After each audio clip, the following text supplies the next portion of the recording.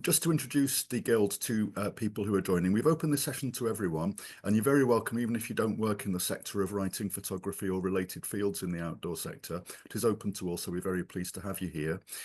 However, just for anyone who is interested, I joined the Guild a couple of years ago. It's a great friendly body of people to be involved with. I've won my first book contract by, hopefully the first of many, by being involved with the Guild through writing guidebook. I've met some fantastic people. I've been away on 2 different weekends with the group and also been on other walks with the group as well. And everyone's very, very supportive. You get the chance to meet photographers. We have courses on photography, matters like that, educational sessions, and really a network of people that can support you if you're involved in writing, photography, blogging, Instagramming, all sorts of consulting, all sorts of activities in the outdoor sector.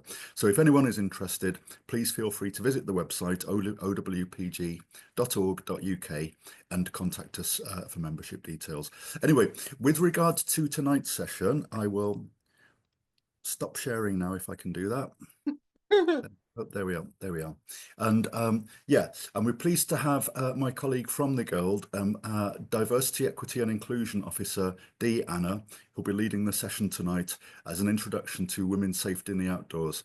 We're also joined by Poppy Fletcher from the Holly Gazzard Trust. We'll also be talking about a specific app that Dee will introduce before then as well. The whole session will have a presentation, first of all, from Dee, followed by a shorter one from Poppy. Within Dee's session, we can keep this nice and interactive. So if you have any questions, feel free to raise your virtual hand using the react button at the bottom, or put something in the chat and we can come back to that. When we have Poppy's presentation, that will be a bit shorter, so we'll run through that and then we'll have time for questions and further contributions at the end. And, you know, we're not positioning ourselves as the experts on everything. Everyone else is also welcome to share their tips about women's safety in the outdoors. So on that note, I will now hand over to my colleague Dee. Okie doke. Hello, everyone. Let me share my screen first. I'm not really great with technology. There we go. Zero screen sharing. Perfect.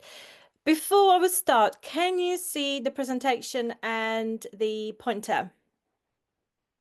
Brilliant. Okay, so let me just remove that. Okay, so welcome everyone to the OWPG and Dee Anna webinar on Introduction to Women's Safety in the Outdoors.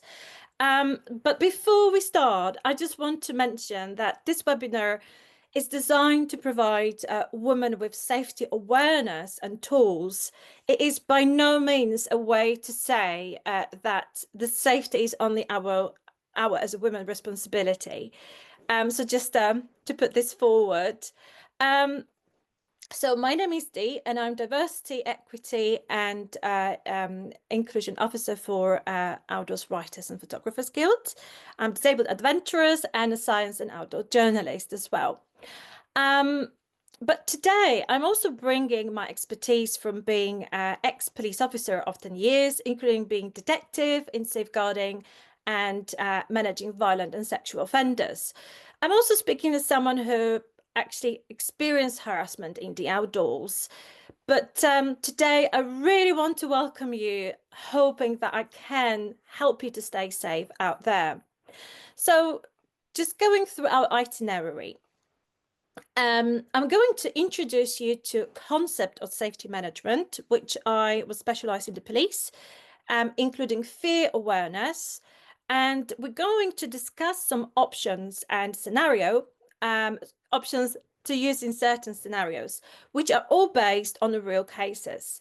Now, unfortunately, we won't be able to cover all of them in detail in one session, but free resources will be available on request. I'm also available as a speaker and consultant in safety, safeguarding, and DEI. So you can just contact me via contact page on my website, or just contact me on Instagram or via the OWPG. Now, going back, so after scenarios, we will have a guest speaker, Poppy Fletcher from Holly Gazzard team application, and who explained the use of safeguarding tool I've been using myself, both as a personally and as a safeguarding professional. So let us begin. Now, how to be safe outdoors. Oh, there we go. Sorry, I knew that technology will will be a problem. There we go. But how to be safe outdoors from others who don't necessarily have a good intentions? And the answer is, well, seemingly simple. It is about being prepared. And yes, it is impossible to predict every situation, and there is a risk in whatever we decide to do. And we need to acknowledge it and accept it if you want to mitigate it. But honestly, I rather act than be acted upon. And because it changes your narrative, it emboldens you, and most importantly, it gives you the agency. So, to learn how to be prepared, I want to give you something which I prepared. It's the power model. The power model is based on a College of Policing national decision model used now by most of emergency services, but also by businesses as well. Now, the model is simple and can be used in any situation. And now I know you're asking, like, what the any situation? You've just, it's not, is it like contradictory to what you just said on the before slide? But yes, it is contradictory, and yet it works. So yes, every situation is different, but this model helps you to make informed decision rather than an emotional one. So we want to know what we're doing rather than act emotionally. Now, why this is important? So, because emotional response, which is fear, can cost us dearly, and we learn the consequence or possible consequences just in a moment. Now, I want you to present a fear awareness, and I know what you probably think, that we all know this day, and I'm sure we do. But and this is what I was thinking when the personal safety training in the police was first introduced to us. But we've been told first you need to understand your fear and then address it. So let us have a look at just those elements of fear. So freeze is where we are unable to do anything. Fawning, this is really interesting, and it's when we unconsciously appease the subject. And now, just to say, if we're going to be talking about the person with bad intentions, call it a suspect or perpetrator or person, just to avoid a doubt, I'm just going to be calling them a subject, okay? Right. Now, flop. Flopping is fainting, so not ideal. Now, fight reaction. This might not be possible or maybe too risky. And now to clarify, I'm really not telling you what to do or not to do. It's just about the awareness of hazards and eventualities. But now the riskiest, the worst response, fear response in the outdoors is actually flight. Now, the flight is not the same as a running away from the threat. Flight is an adrenaline-powered blind run. It's very dangerous, especially due to what we call a tunnel vision. Now, why this matter? I'd like you to do an exercise with me. So I want you to look ahead of you and take your hands to your sides and just start flopping them, but still looking at front. And can you see? I know it's a bit silly, but can you see? I'm sure that you can see quite a lot on your of your hands moving and what is around you, even though you look ahead of you. Now, this is peripheral vision. It's really important to have that space awareness when you're outdoors, and why I will show you on the next slide. So when you're on adrenaline and you have a tunnel vision, everything blackens out, or at least you can't see it very well. So this is what you can see when as a tunnel vision. Now, next slide. This is your peripheral vision. This is Southwest Coast Path. So in a tunnel vision, you can only see a bit of the path. And now why this is crucial. Because if we think about Southwest Coast Path, with continuous places of erosion, the path may not be there anymore. Now, and by walking Southwest Coast Path, I came across places where it was just gone. So the adrenaline-powered blind run, which is flight, can cause you falling off the cliff, but it's not the only one risk. You could trip and injure yourself, becoming more vulnerable to threats. You could run into moving sands, and we have actually quite a few of them in UK, like Solway Firth, for instance. And I was such an incompetent that I myself walked into one. Not very clever, but hey. You can also run and fall into bog or mires, like in Dartmoor, or which is very probably the worst, I think. So think that you want to run and ask for help, and you run into moving traffic, and you just want to stop a car, but unfortunately, lots of motorists are not as alert as they should be, so it may end up in just catastrophe. That's why we have to be aware of that fear response. Now, flight is a fear response created just over here in our emotional part of our brain. Now, to be safe during the threat, we need a logical part of the brain, which is more developed evolutionary part of brain. And we can activate this part of the brain over the so-called reptilian or monkey actually part of brain. So by preparation, we can do so. So to activate the logic.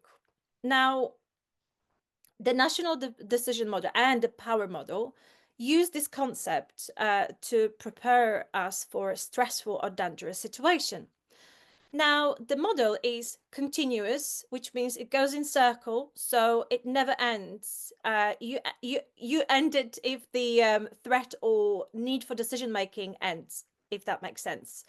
And I'm sure that it may not look so simple for now because it's something new to you, but more you revisit it, it becomes part of your nature.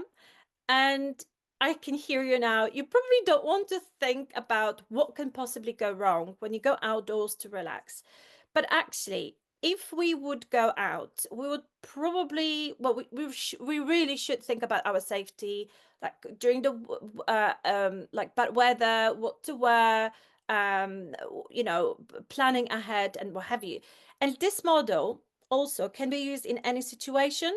So you can use it at work, for your business, even for hobbies, anything really. And more you use it, it becomes more part of your nature.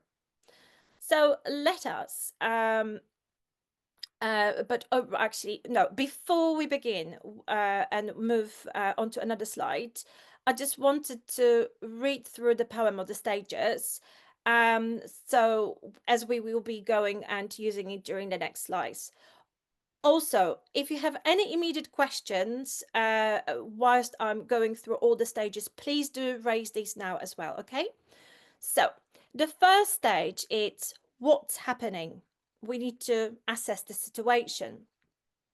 The second is what is the actual threat? The third, what can I do about this? With additional, are there any other hazards? And the last one, it's taking action and reassessing. If the situation hasn't finished or hasn't ended, we can go again. So what is now happening? What is the threat now? And so on, so on, so on. I'm sure when we're going to go and have each stage looked into more detail, it will become a little bit more clearer. But do you've got any questions, any thoughts at that stage?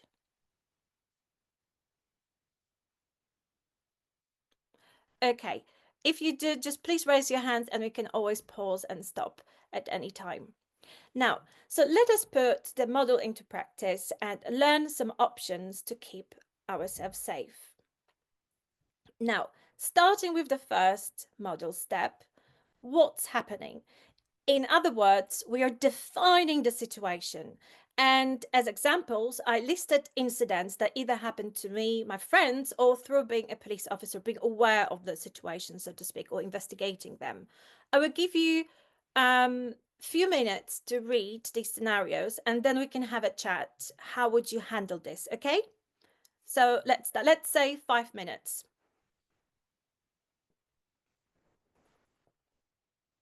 And S means a subject. So you come across subject and they start making comments or cackle you. Just to check, will the attendees tonight get the chance to speak or type in their answers to these questions? How are you thinking we're doing it? I think we can speak. I think we're better if we talk. I mean, unless someone let's do that. If you want to speak, raise your hand. If you want to write and type, just type it so Yeah. everyone can do what is more comfortable to them. Does it make sense?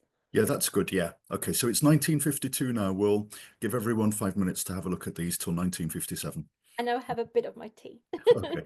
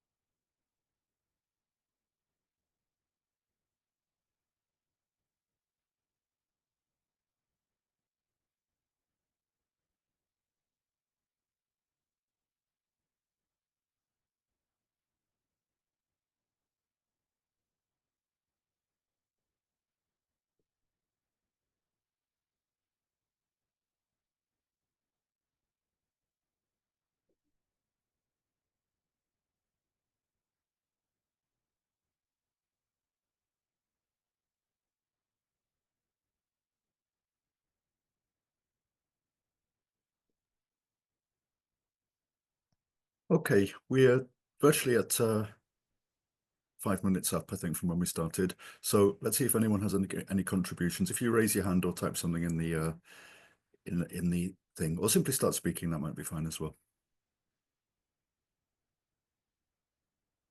It could be whether you would like to handle, how would you handle this, or maybe your own experiences. Any thoughts that comes to your mind?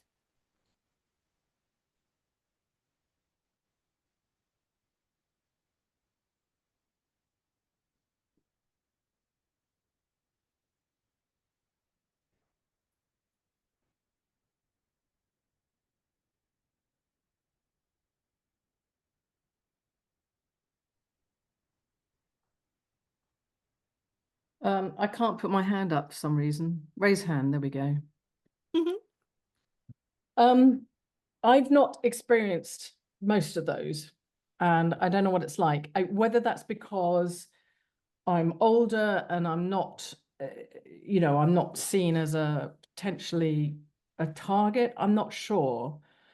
But the one thing I have got experience of is worrisome and sexual comments by somebody who's in a position of responsibility and Right. superiority over you. And it's a new thing to me, and I just did not know how to deal with it. And in the end, I had to leave the organization because they're the ones that are sort of running it. So I still don't know how to deal with that even now. I wish I had, in retrospect, said something at the time, but it's not really in the outdoors. It's in an outdoors environment, but it's not about being outdoors sort of on my own with Yeah. this particular person. But yeah, it's so new and it was so shocking. I just didn't know how to react, so I didn't do anything, rather sadly. But I think it's easy to discuss when we're doing it now, but it's so difficult when it's happening then and there. Because yeah, it's shocking, as you said, and we just flabbergasted, what a puzzle. What shall I do? What shall I say? it's like, did you really just say that? Yep. It was, yeah, incredible. Yeah. Mm.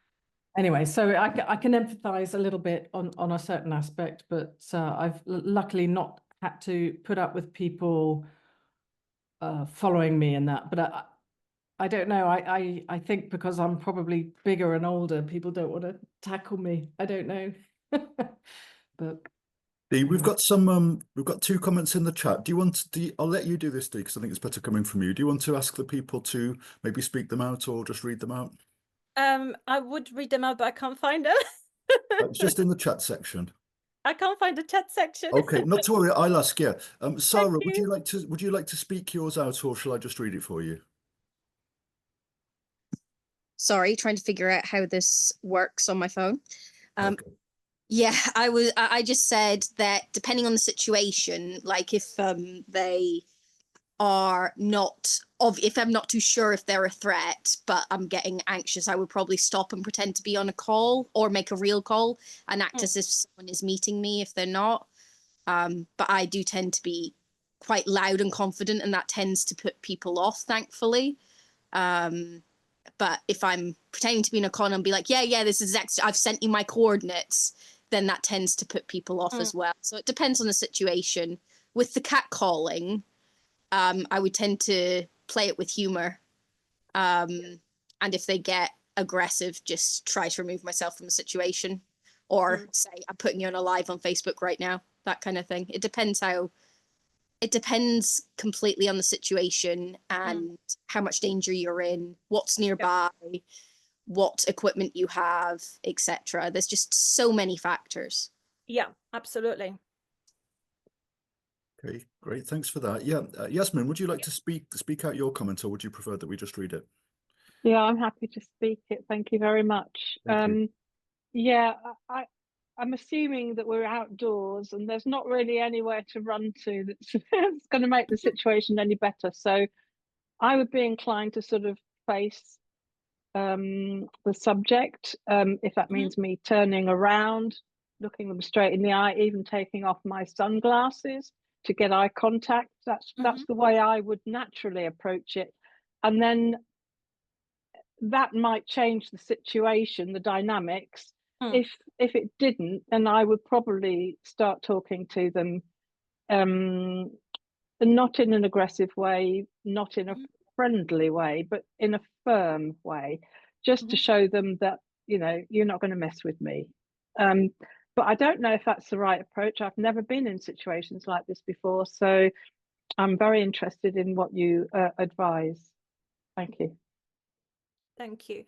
So as you will see, there will be no right or wrong thing, because all the options and behaviors, from my experience, that were studied on suspects. I was managing like properly violent and dangerous offenders, and this is based on statistics.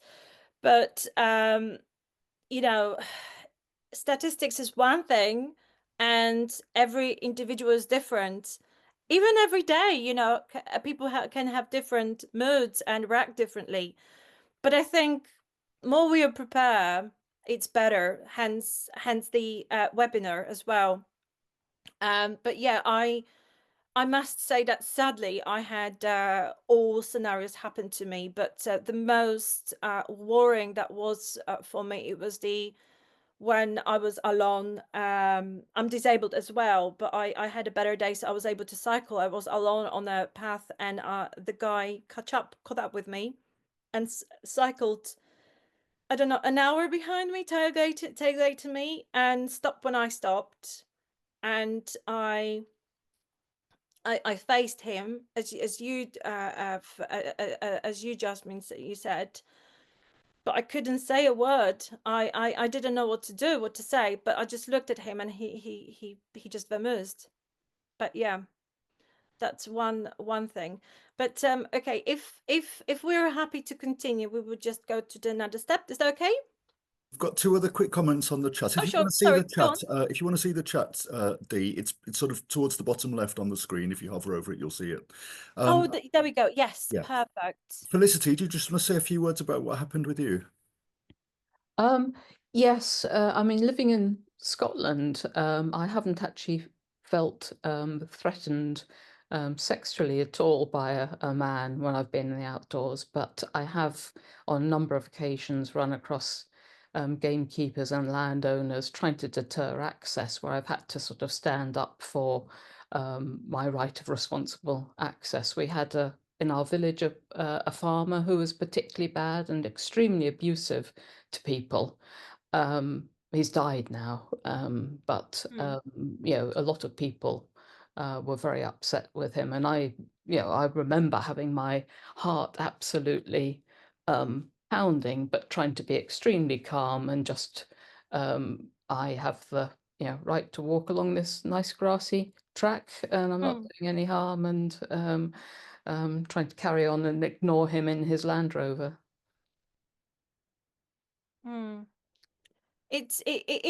think because we're so women, children, but also minoritized communities are at risk more than men, and it's not only so. This is why this is so.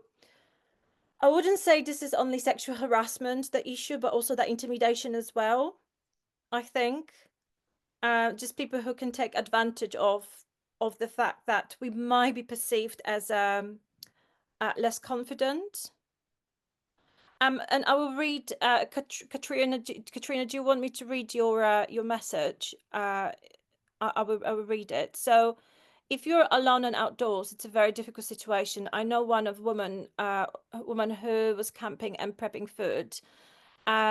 Made it clear. She made it clear that she was holding a knife. Other women solo camping have put men's butts outside the tent. You have to trust your gut instinct and ideally get to a situation when there are other people. Absolutely agree. Yep. And then using your phone to film them can also be a deterrent. Absolutely. This is something I always wanted to do, but I would tell you just so I've been I was police officer of 10 years, and I've been in many dangerous situations, and in uniform I did run into knives and worse, and I didn't feel afraid because uniform gives you, even though I was detective, having being on duty gives you that superpower of weird, I don't know, I can't explain it. But when I was even off duty, I had no courage whatsoever to react. So it's so personal, I think, and depends on your mood, everything, your reaction.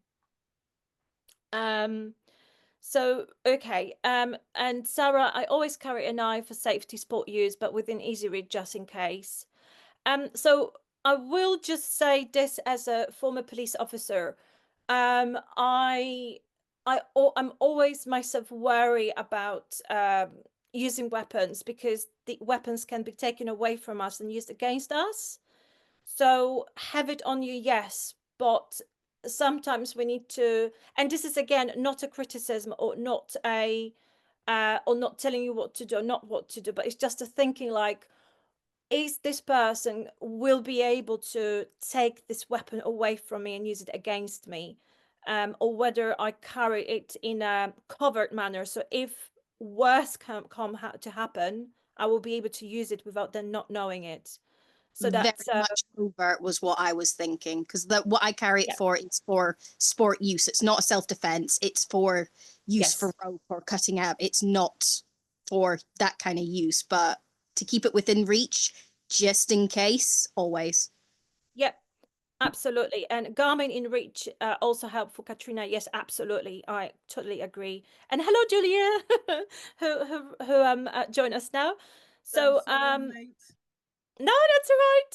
So let's have a look at right. I will Yeah, close. Dee, can I just say us just need to keep a bit of an eye on the time as well. So if we get a good pace through the next few slides would be good. Okie doke. Oh yes. So so the second step is, what is the threat? So here, when we are learning, we're teaching our brain to assess the situation and ask the question. So now, for instance, what could they do? The subject. What could happen?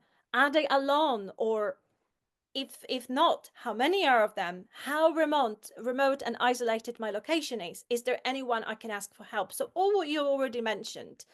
So now the third step will be a time to think what we can do. There we go.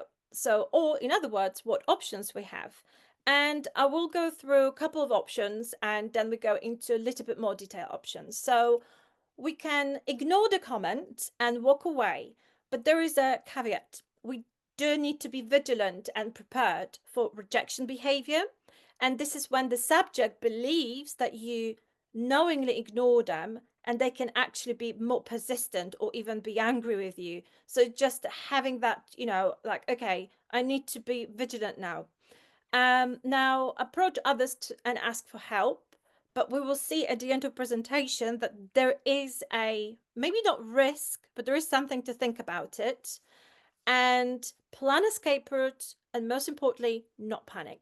Now, let us look at detailed options or tactics to make it fun, to sound it fancy. Now, one of the options is to activate person alarm. And the person alarm, it's this little gadget here. So we pull the keychain to activate a siren, and this siren is designated to shock and disorientate the attacker and attract attention to people nearby. And now, so those those nebulous numbers are actually decibels, which measure the level of sound. And to put how loud these gizmos gadgets are, I just put the loudness of a rifle blast or a rocket launch to compare it to these alarms. They're very, very loud. But now I just want to just say that I put the Defender brand here on purpose and just want to say that neither I or OWPG, we are linked or affiliated or sponsored anyway by them. However, this brand has been used for many years by police and other safeguarding professionals. It's cheaper than any other brands, but super effective. And you can get any brand you want. But I'm just showing you because I know that it works. And, I've been giving these to people who are at risk. But right, let's jump on to another option. So just as a few of you already mentioned, we can use our phone. Now, we can make a phone call, but if there is no reception, we can pretend to be a phone call. Now, this is really important because we are showing the subject, that we are focused on something else rather than ignoring them, because the other, as the rejection, behavior may can cause them be a bit more persistent. But also, if you have a reception, but you're on your own and you just, I don't know who to call, you can call StratSafe. And now StratSafe, it's a charity. It's a UK-wide phone line. As you can see, their operating hours are late at night hours. And I know what you can think. Oh, this is more urban, right? Yes, it was made for urban, more urban places, but it doesn't matter if you have a reception. You can call them. And so I do a lot of evening walking for sunsets. Also, when we are reaching Bothy or when we do wild camping, this is something that we might use just to have a friendly voice on the other side. And obviously this is free because it's a charity. Now another option is signaling, and it's a psychological deterrent. So now, when a subject chats you up, you can nonchalantly say something along the lines, "My friend is waiting for me at the next gate. I gotta rush." And what it does, you signal to them, "Whoa, I'm not alone, and someone is waiting for me." So they are deterred to do something because you are expected at some point, right? And time as well. Now another psychological deterrent, it's a call display. And that presentation will be available to you because I'm sure it will be quite difficult to remember everything. But this is quite important in more threatening situation. Now, the spiel I'm using here is a deterrent when it's not safe to be on a call with the police because of actions of the subject. And we want them to leave us alone, essentially, or move away. Now, police call takers, they all have script. But because this is a deterrent, the spiel, to aggressively acting subject, I want you to initially, but only initially, ignore the police questions at the very beginning until it's safe. Now, so I want you to dial 999 and loudly say police. Now, just to explain to you, when you call 999, it actually connects you to emergency operator. It's not the police yet or ambulance. It's just the so-called 999 operator. But they will be able to map you. It may be on the estimated location. Right, so now, irrespective of what the operator says, I want you to say loudly, "Yes, this is my location." And the aim for this is for the subject to hear that the police has your location, whether or not they have it. It's about psychology. And when you connect it to the police, say, "I'm being sexually harassed or harassed. Yes, he is here. Yes, I can describe him." Now, why this is important? Most subjects will run away at this point simply because they don't want to be described to be to be caught later. And after all calm downs, where they all away, you can now engage and listen to what the police says and make sure they actually do have your location. So again, this is a psychological deterrent named call display. Another option is when you can't speak or you are afraid to speak. So you can text the police. So you have to register for that. It's easy to do. Just Google text 999 registration, and it takes a bit longer. But again, if you're afraid, then it's better than anything. So you text, in your text it goes, "What service do you require? What's the emergency? The location," and you send it to 999. So an example of a text might be like this: "Police, stalked by a male now." This is important to say now. "Southwest Coast Path, 30 minutes walk east from Lure, Cornwall." If you're already on your phone and you have a reception, you may use Google Maps or What 3 Words to locate it. What 3 Words is actually the best, and the most of police forces in UK and Wales use it. Now, if you don't have it or you don't have a reception, point of reference of any kind that it's comfortable to you. If you cannot think of directions, maybe if it's sunset, sun will be nearer the west. So just anything. Now, other options we have, which actually we hear here, would be pretend, all right, we already said that. We can challenge the subject directly and then call the police. We can not avoid making contact, pretend to be on the phone but not stopping. also we can live record the subject, telling them he is being or they being recorded, and it is live. So taking the phone of you won't help them, as everyone can see them now. So that was already mentioned. I always wanted to do it, but I never had courage to do it, I'm afraid. But let's come on to another step, and this is about the hazards. So we already talked what can we do about options, but now why this additional step? So what I have to think of additionally, what can go wrong? And that's really important. So with because with hazards comes a mitigation. Now, environment during escape, which we already discussed, we discussed to be fear aware. So but when we mentioned asking for help, and I think this is really important. So if we approach even a group of people, and we ask for help, especially in the earshot of the subject, people may be afraid and not want to engage, which leave you even more isolated and alone because the subject can see it.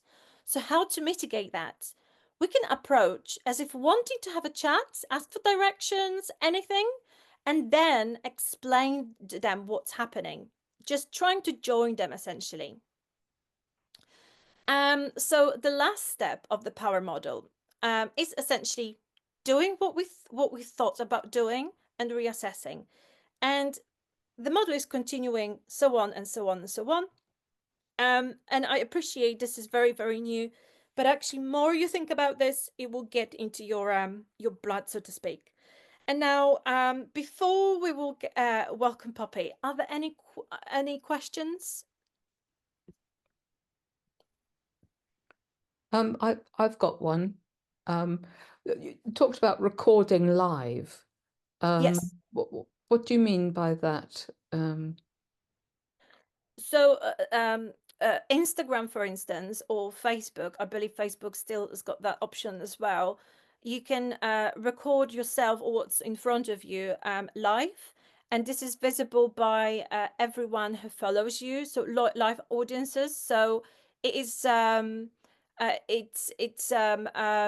so you can't, even if they take your phone off, they're already visible because it has been broadcasted in real time.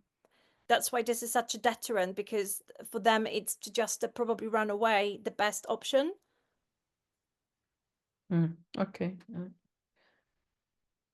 But you need to be on those platforms for that to work, I take it. Yes, unfortunately, yes. Or presumably you need the person who's harassing you to think that you're on those platforms if you're not.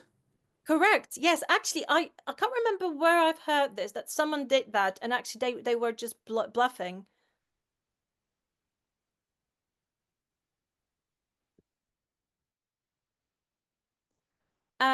So because I'm aware of time, what I will do, let's jump on. Okay, so let's now say hello to Poppy Fletcher. And Poppy will speak about a safeguarding app, which is HollyGuard. And I just a couple words from me. So HollyGuard has been embraced by the police forces across the UK. And when I was a detective on Safeguarding Investigations Unit, investigating the the worst of offences against women, the HollyGuard use was actually within the checklist, safeguarding checklist. So it's yeah, it's again, we are not sponsored by HollyGuard whatsoever, just to say. But yeah, so let's welcome our guest speaker, Poppy Fletcher, who is the HollyGuard manager. Holly, over to you. Thank you, Dee. So yeah, good evening all. Bear with me, I'll get my screen shared for presentation. So all been well. If I just start from the beginning, you should be able to see my screen. Awesome. So yeah, as Dee just said, I'm Poppy. I work for the HollyGuard Trust, and my role is the HollyGuard manager. So to get things started, I wanted to give you a bit of background about the trust and what we do, why we were set up, and our origins. So we were set up 11 years ago under really unfortunate circumstances. It was following the tragic murder of 20-year-old Holly Gazzard, who was killed by her ex-partner in Gloucester. She was a hairdresser and she was killed at her place of work.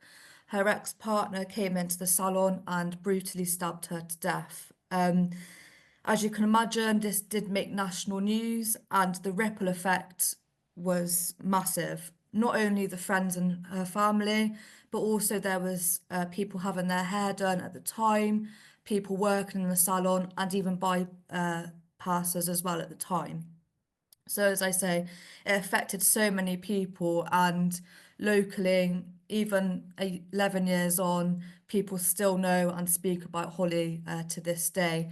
And as her family created the charity, we were very local to Gloucester, but our reach now is massive. I mean, we are a very small team. However, we do have a national reach, and we do work all across the country. That goes with our Holly Guard app, but also in terms of our training. So after Holly's murder, her family created the charity in her name with the 3 key aims. And the first is to raise awareness, the second is to provide education, and the third is to prevent. So just to go into those 3 key aims a bit, we raise awareness through doing media campaigns. We've got a series on Netflix within the My Lover, My Killer, which goes through Holly's story in a bit more detail. It's series 2, episode 3, I believe. And we get involved with campaigns and media appearances like that to keep Holly's story out there. And again, we work with channels such as Netflix. We've made appearances on ITV, Loose Women, Crime Watch, etc., just to keep what we're doing in our work and Holly's story in the light of the general public, to hopefully raise awareness of the issues Holly faced. So before her murder, she did experience coercive controlling behaviour and stalking. So those are some of the topics which we provide our education training around. So that brings me to the second aim, is our education. And we go into various schools, businesses, colleges, universities across the country to deliver our training. So Holly had never been educated around the issues that she faced. And even to this day, it's still not in the curriculum in schools. I know when I was at school a few years ago and college, there was never any guidance around health relationships or signs to look out for. So we truly believe that early intervention and education is key into educating young people about some of those signs and how to seek support if they need it.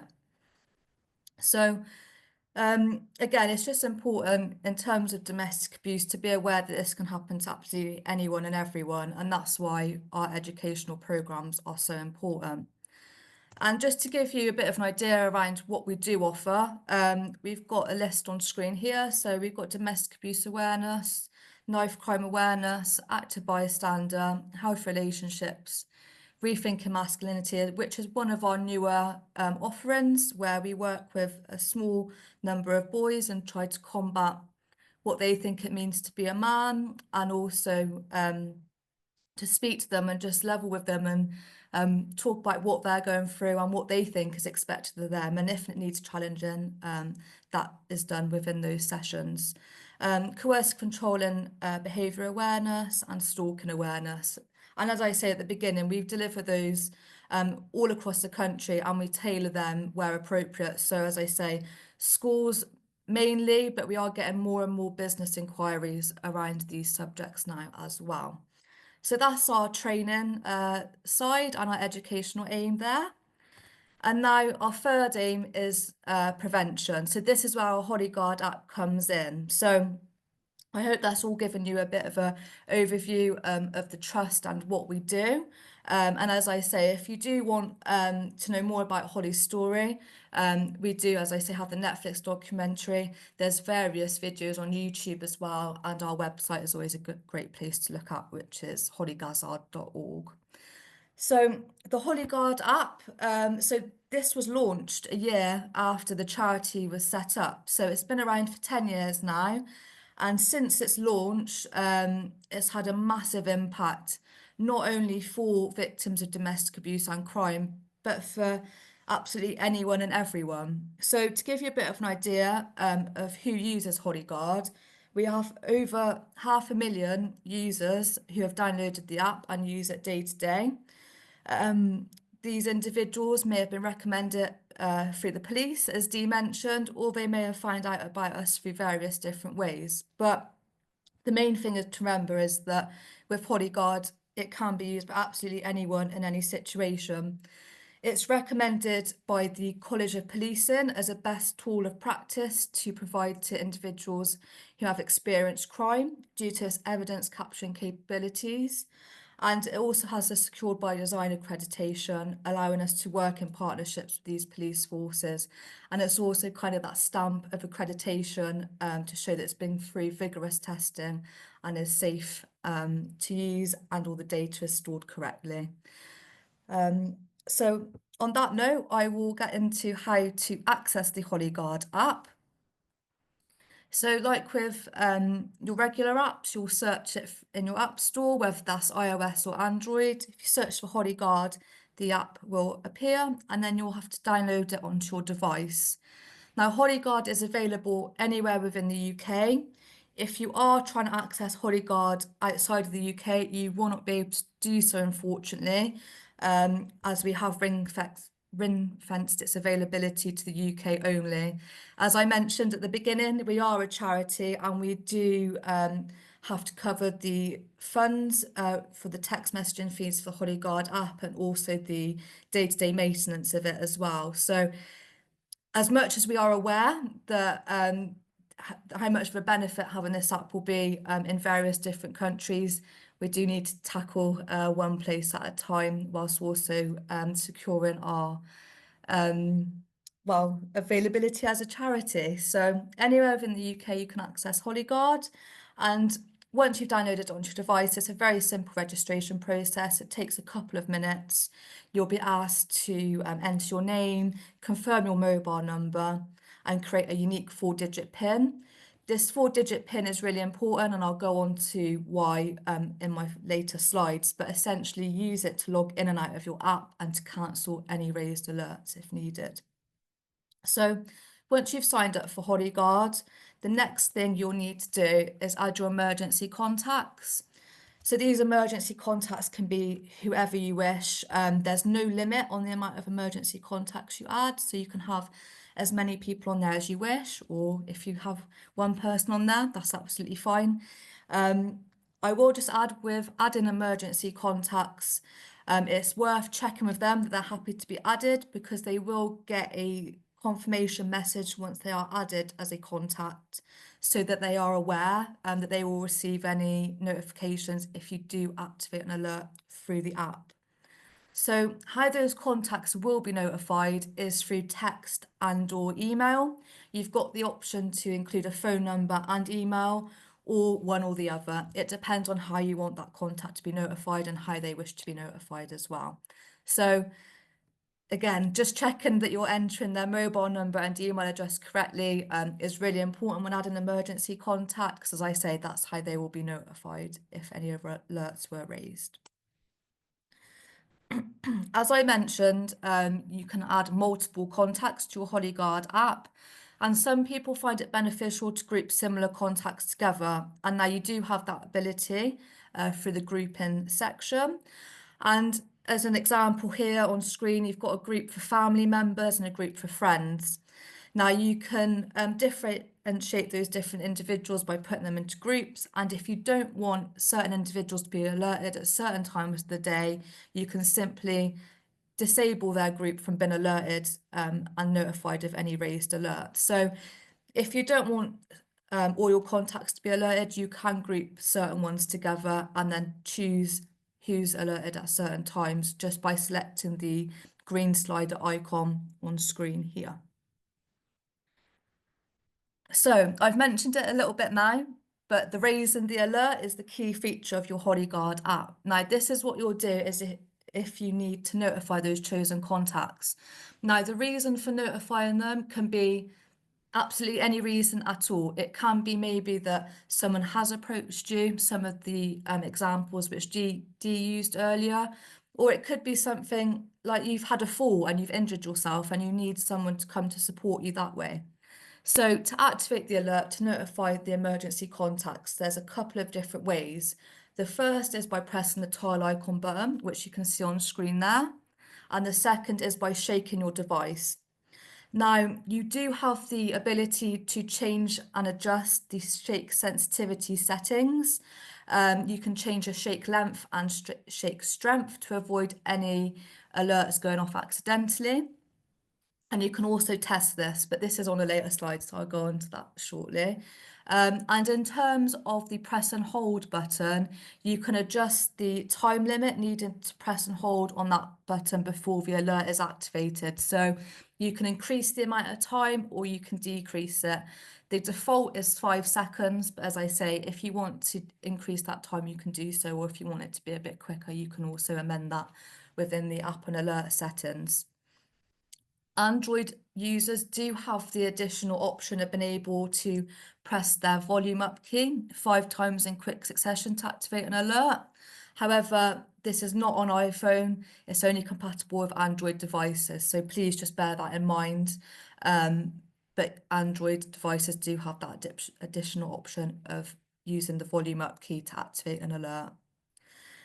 So there's 2 alert profiles as well, which you can select. Now, an alert profile is how the app will behave once you trigger that alert. So there's 2 different options. You've got the stealth mode, which allows you to raise that alert inconspicuously. So what I mean by that is once you activate an alert, if anyone were to look at your phone, it will display a default lock screen image. Now you can upload your own app home screen by taking a screenshot of your homepage and uploading it through the Bodyguard app so you can personalize it. But the idea of having the stealth mode is that no one surrounding you will know that you've activated the alert. So if you want it to be activated discreetly, you can use the stealth alert profile. On the other hand, there is the deterrent mode. Now, similar to those personal safety alarms, which Dee showed in her slide, with the deterrent mode, it makes it obvious that you've activated the alert. So if you do want people to know in your surrounding area that you've activated the alert and that you're in danger, using the deterrent mode will be the way to go. And what happens with deterrent mode is once you activate the alert, it will say that the alert has been raised. It will give you the option to ring the emergency services, and it will also give you the option, if you shake your device once that alert is activated in deterrent mode, that your phone torch will come on and a really loud alarm will come through your phone. So again, just drawing attention to your situation, maybe even a moment for you to distract the subject and maybe move away from that situation. But that's the different alert profiles there. And again, that depends on your surroundings and what you feel comfortable with having as your alert profile. So I do have a video which goes through all this on my next slide to give you a bit of clarity, because I know that is a lot of information to take. But what will happen once the alert is activated as an emergency contact, they will get the text and or email through. It will have a web link and it will contain your real-time location, and it will also be collecting video and audio footage as well. Now, this video and audio footage is really important because the way it's captured can be used as evidence in court. So, as it was mentioned previously about if a subject did approach you, getting your phone out and recording them, with the Bodyguard app, if you activate an alert, your phone will automatically start doing this for you. And you've got that additional reassurance that the way it's been captured through Bodyguard can be used as evidence if you need it to support a case. So you've got that additional benefit through having the Bodyguard app. And not only that it's recording the video and audio footage, but it's also sending that location and recording your location to send to those emergency contacts, so they can come to your location if needed, or if you do need additional support in terms of emergency services, they will know exactly where you are. So if I just go through this tutorial video now, so you can kind of visualize the app in action. So this is the activating an alert using the press and hold icon using the deterrent mode. So as an individual using the HollyGuard app, they will log in, and if they need to activate the alert, they'll press and hold that button. And as it's deterrent mode, you've got what's happening on screen there with the ability to ring 999. And as I mentioned, if you shake your device now, your flash will come on and a loud alarm will come from your device. This is a shake to raise mode in stealth mode. So individuals shaking their device to trigger that alert. The default home screen image has appeared here. Again, inconspicuous use. No one's aware that you've activated the alert. As an emergency contact, this is what they will receive. They'll have the text message come through, the web link I mentioned, which they'll be able to click into. It will display that individual's real-time location and will continue tracking them until they cancel the alert down. They've also got the video and audio footage, which has been recorded here. As I say, this is stored to the user profile. And then you've got your user details here. So if you complete this, those emergency contacts will be able to see that information and pass that on to the relevant services if they are needed. They've also got the option to quickly call or text you as well if needed. Now, sorry, the video's finished. I need to just move to turn the light back on in the office because it's on motion sensors. I've not moved for a little bit. Bear with me. Yeah, just while you're doing that, we do need to watch the time as well. So if the presentation's nearly finished, it will give people the chance to make any comments or ask questions. Okay, yeah. So to cancel the alert, to stop that location from being shared and the video and audio footage from being recorded, you will enter your 4-digit PIN here, and that will cancel the alert down and notify those contacts that it has been closed, and it will stop sharing that location and video and audio footage for you. There's the address PIN to be aware of. Now, this is if you enter all 9s within your HollyGuard app. This will appear as though you've logged out of the app. However, it will notify those emergency contacts that you've entered your address PIN, and it will still continue to record that video and audio footage and your location despite appearing the app to have logged you out. So this is really beneficial to be aware of if maybe the subject has noticed you've activated the alert, they're forcing you to cancel it. If you enter the PIN of all 9s, it will keep recording despite appearing that you've logged out of your HollyGuard app. So I'm going to quickly run through the features. The journey feature is ideal for commuting from one place to another if you want to be monitored. Your emergency contacts will be notified of this and can see you along your route. You can add a timer to your journey, or you can add any journey notes as well, which can be viewed by those contacts. The timer is optional. It will give you an estimated time for how long the app will think it will take you to get to that destination. And if you don't arrive in time, the alert will get sent for you. And also, once you arrive at that destination, those emergency contacts will be notified, and you can confirm your safety through the HollyGuard app to stop that location from being shared. The meeting feature, now I really want to highlight this one because I know you'll be in rural areas a lot with not much signal. So this meeting timer can be essential in supporting you if you've not got much signal. How it works, you set your timer, and if you do not respond within that time, the alert will get sent to those emergency contacts. Now you can add your meeting notes as well, which if you do not cancel the timer, can be viewed by those emergency contacts. Now, because the timer doesn't work through the device, it works within the cloud, it won't be impacted by loss of signal or loss of battery. It will just send the last known location to those emergency contacts and also those meeting notes. So if you are using it because you've not got much battery or signal, it's worth mentioning that in those meeting notes because those emergency contacts will be able to see that and use those notes to act accordingly. Again, this is brilliant for lone workers as well, if needed. The report feature allows you to create a log of evidence. Now, as I mentioned, people who are victims of crime do use HollyGuard, and this reporting feature can be vital for them, and it allows them to create a secure log of evidence, which can include supporting photo and file evidence too.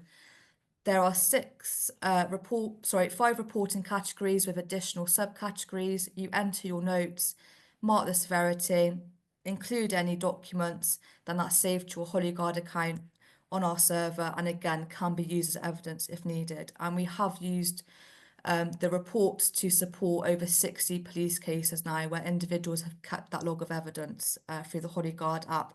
Now this can be applicable as well if you are experiencing catcalling, etc. That is a crime, so recording it through the Holyguard app, again, you can do that. You can mark where it happened if you're reporting it later, or you can mark it of using your live location and the time, but you've got the ability to create that report if it happened earlier on in the day as well. Accident detection, so this works for the internal sensor of your device, and it detects if you stop moving for a period of time or if you fell. And if the app detects, depending on the detection methods you've got enabled, it will trigger that alert and send it to emergency contacts without you having to either shake the phone or press the tile icon. It will trigger through either the non-movement or free fall, depending on what you've got selected. And you can adjust the sensitivity for both of these options within your app settings as well. So again, good if you are on the move, and if you want that reassurance that if you do stop moving for a period of time, or if you do happen to fall, that alert will get sent for you. You've got the ability to change your app appearance if you wish, variations of logo and style. You've also got the ability to mask the Holyguard app if you wish, so you can hide it with a working weather app or calculator mask too. I'll skip through this video just to share some user feedback with you. I'll leave this on the screen for a minute or so for you to read through. Always think it's nice to include feedback of how people have benefited from having Holyguard firsthand. So just leave that on screen just for a second or so.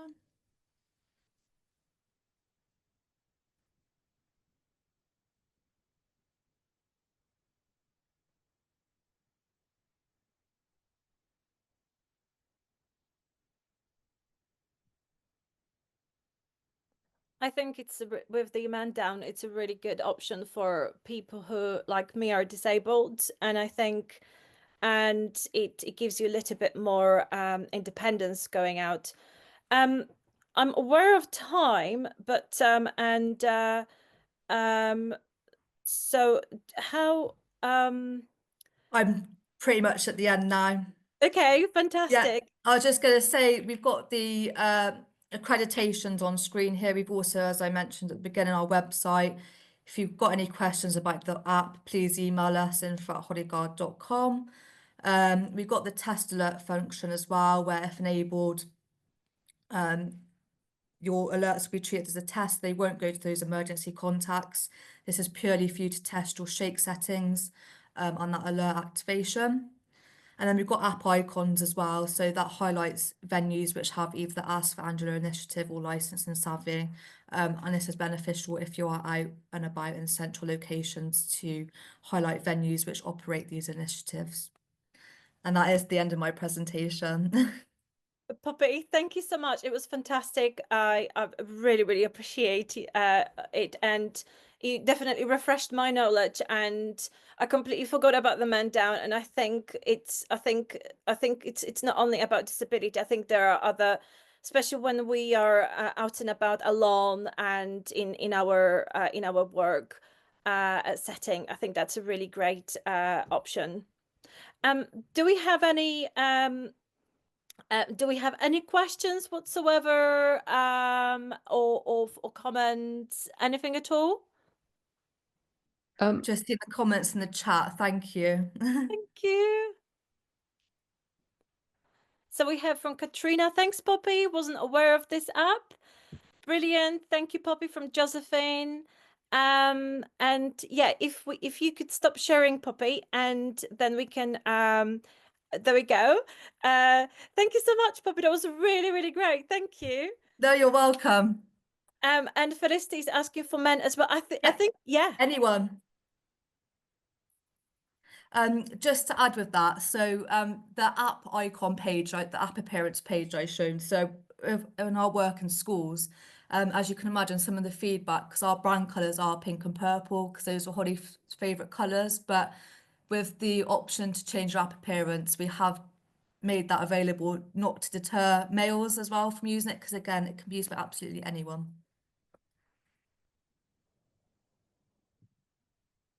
Okay.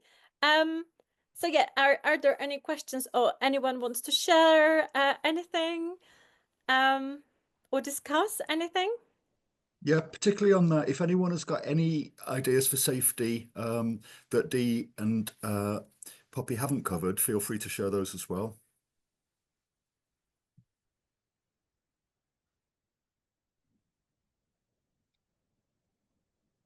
Everyone is quiet. There you go. We use a buddy system. Sarah, could you explain a buddy system? Sure. So whenever we're lone working somewhere, which is usually outdoors, we say what time we're going to site, what time we're expected to leave, and we'll have a buddy who's like, if they don't hear from us in whatever amount of time that we designate, they'll check up on us. But we also have like a WhatsApp, so it's not just them as well. So, we'll also share live location when we go to site. Right. Is it in Google? No, just WhatsApp, but it could be Okay. done through anything, Facebook Messenger, or I Right. think you can also do it through text message, but I haven't tried that myself. Okay. Thank you, Sarah. I think I've got an idea. Outdoor Active, because it used to be View Ranger, does have literally a buddy beacon where Okay. somebody can actually follow their progress out on the hill, and you know, and it pings back every, you know, certain distance or so on. And I Right. think Outdoor Active still continues that, though I've not used it recently, so it's worth looking. Oh. Outdoor Active, I will have a look. Thank you. Just wondering if What Three Words has any functionality in the app or anything like that. I don't know, but does anyone else know about that? What Three Words is obviously very useful for getting your specific location to people. And I know that's not the kind of outdoor safety that we're looking at so much, but just wondered if that had any functionality. So, oh, that's a good question, actually. I only know it as a location sharing or checking. And in our come on, oh, my brain in our line of work, it's really useful for anything, for, like you said, Sarah, for budding up, especially if we come across you know, dead animals that needs to be reported. That's because it's like extremely detailed and accurate. Especially with the bird influenza lately. But anyway, I don't know whether there are any other options. I know you can share the location, but yeah, it all depends on your signal, I think, reception. Yeah, it's certainly worth looking at anyway. Mm. Great. I think it's obviously been a long session, and you know, I think we've all learned a great deal from this. It's been really, really good. Thank you very much, Dee and Poppy, for You're very the welcome. information, and thank you for everyone else for participating as well and sharing your thoughts and comments. We'll share this with you afterwards for their video link for anyone that wants to rewatch or to share. And yep, thank you everyone for this. Really good Thank session. you. Thank you, Poppy. Thank you. Okay, see you all. Thank you. Bye. See you. Thank you. Take care. Take care all. Have a good Bye. evening.